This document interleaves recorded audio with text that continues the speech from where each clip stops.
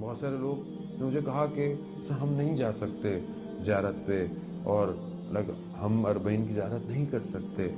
تو شہید دست غیب ایک عالم دین سے واقعہ بیان کرتے ہیں کہ میں ایک دن دوپہر کے وقت مشہد میں امام کے حرم میں ایک رواق میں ایک شخص کو دیکھا کہ جو سفید بال، سفید داڑھی اور اچھا خاصا ضعیف تھا.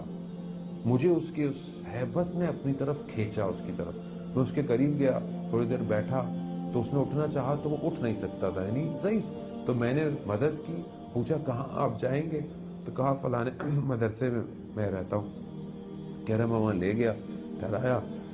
کہتا اس شخص کی گفتگو، اس شخص کے مجھے اتنا شیفتہ ہو گیا کہ میں ہر روز اس سے ملنے جاتا. تو میں ایک دن ملنے گیا تو اس سے پوچھا، تو وہ اصل میں عراقی تھا، عرب تھا. تو اس نے بتایا کہ میں جب جوان تھا تو جوانی سے ہر سال مشہد امام کی زیارت پہ آتا ہوں. یہ ان لوگوں کے لیے کہ جو یہ سمجھتے ہیں کہ ہم نہیں جا رہے تو ہمارا کیا ہوگا، یہ واقعہ میں ان کی خدمت میں عرض کر رہا ہوں. کہا میں جوانی سے آ رہا ہوں، اور میں اس وقت سے آ رہا ہوں کہ جب یہ گاڑیاں اتنی نہیں ہوتی تھیں. میں نے 2 زیارتیں عراق سے یہاں تک پیدل کی ہیں. وہ کہتے ہیں جب میں پہلی دفعہ پیدل آ رہا تھا تو میرے 3 دوست اور تھے جو میرے جیسے جوان تھے.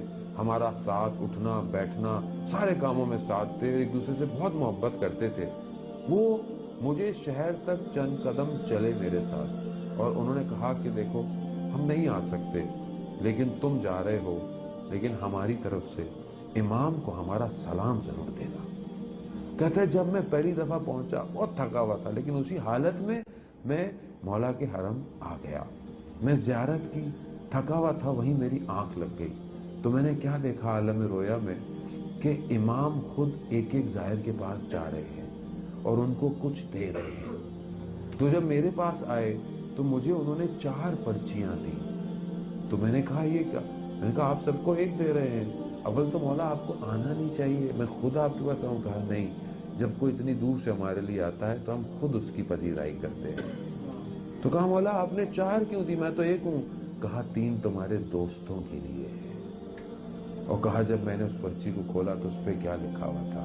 اس پہ لکھا ہوا تھا کہ جہنم کی نجات سے امان ہے، حساب اعمال سے امان ہے، سب کچھ کیونکہ میں یبن رسول اللہ ہوں، میں رسول کی اولاد میں سے ہوں. یعنی ایک گارنٹی تھی کہ تمہیں کوئی مشکل نہیں ہوگی، اور ان کے لیے بھی کہ جنہوں نے سلام بھجوایا تھا. عزیزان محترم، اگر ہم نہیں جا سکتے تو جو جا رہا ہے اسے یہ کہہ دیں کہ ہماری طرف سے بھی نائب زیار کرنا، ہماری نیابت میں زیارت کرنا، ہماری نیابت میں ہمارا سلام امام کو پہنچا دینا.